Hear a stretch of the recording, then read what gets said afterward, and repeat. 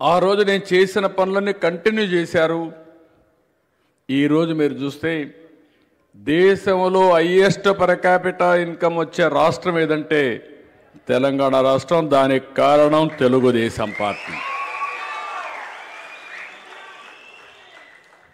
తెలంగాణ రాష్ట్రానికి 75% ఆదాయం హైదరాబాద్ వల్ల వస్తుంది.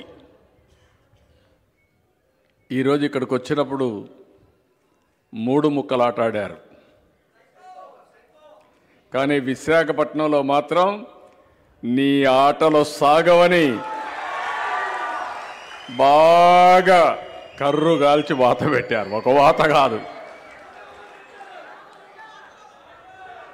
చాలామందికి అనుమానం ఉంది, ఏదో చెప్తే విశాఖపట్నం వాసులు మోసపోతారని. ఒకటే చెప్పారు, మేము మాట తప్పం, మడమ తిప్పం, నువ్వు ప్లేటు ఫిరాయించావు, కబద్దార్ జాగ్రత్తగా ఉండు, బుద్ధి చెప్తామని బుద్ధి చెప్పిన ప్రాంతం విశాఖపట్నం. అప్పుడు ఇప్పుడు రేపు ఎల్లుండు ఎప్పుడు ఇట్లనే ఉంటారు. విశాఖపట్నం అంటే వీళ్ళకి అర్థం కావడం లేదు. కానీ విశాఖపట్నం కోరుకునేదే వేరు, వీళ్ళ ఆలోచన విధానం వేరు. ఆ విషయం వీళ్ళు గుర్తుపెట్టుకోవాల్సిన అవసరం ఉంది. కానీ విశాఖపట్నాన్ని నేను చాలా రుణపడున్నా. ఎంత చేసినా తక్కువే అవుతుంది. ఒకటే విషయం మీరు గుర్తుపెట్టుకోండి, విశాఖపట్నానికి సహజ సిద్ధమైన నగరం ఇది. ఇప్పుడు కూడా రాష్ట్రంలో హైయెస్ట్ పర్ క్యాపిటా ఇన్కమ్కు చిరునామా విశాఖపట్నం. మొన్నే ఒక రిపోర్ట్ కూడా తయారు చేశాం నీతి ఆయోగ్తో. రాబోయే రోజుల్లో ముంబైకి ధీటుగా విశాఖపట్నాన్ని అభివృద్ధి చేయడానికి ప్రణాళికలు తయారు చేస్తున్నాం.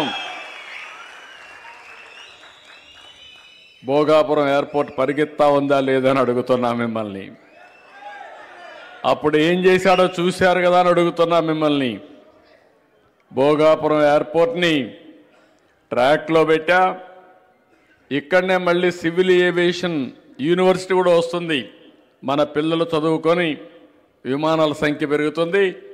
అందులో పనిచేసే వాళ్ళ సంఖ్య కూడా మన రాష్ట్రం నుంచి రావాలి, విశాఖపట్నం నుంచి రావాలి అనే ఉద్దేశంతో పెద్ద ఎత్తున దానికి ఒక యూనివర్సిటీ తీసుకొస్తాం.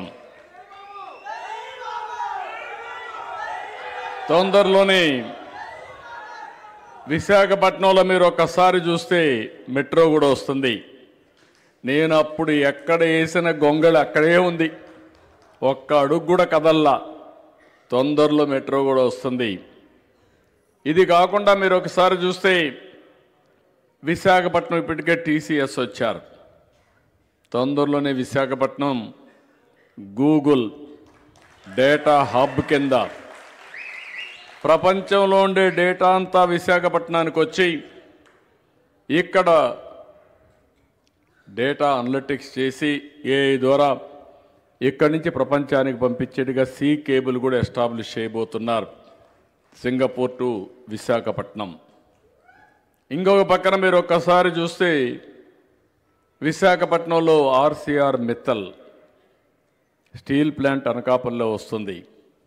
అది వస్తే ఒక స్టీల్ సిటీనే డెవలప్ అవుతుంది. అన్నింటికంటే ముఖ్యంగా విశాఖ ఉక్కు ఆంధ్రుల హక్కు కాపాడింది తెలుగుదేశం పార్టీ, చేసింది ఎన్డీఏ పార్టీ. ఎప్పుడు కూడా, అప్పుడు ఇప్పుడు రేపు కూడా. వాజ్పేయి గారి పీరియడ్లో ఇదే మరి ఇబ్బంది వస్తే ఆ రోజు కూడా దీన్ని కాపాడింది నేనే. ఆ రోజు కూడా ఎన్డీఏ ప్రభుత్వం. ఈ రోజు కూడా మళ్ళీ స్టీల్ ప్లాంట్ ఇబ్బంది వస్తే 11,500 కోట్ల రూపాయలు ప్యాకేజ్ ఇప్పించి విశాఖ ఉక్కును కాపాడింది మనమే. దీనికి కొన్ని ఇబ్బందులు కూడా వస్తే ఒకటే చెప్పాను,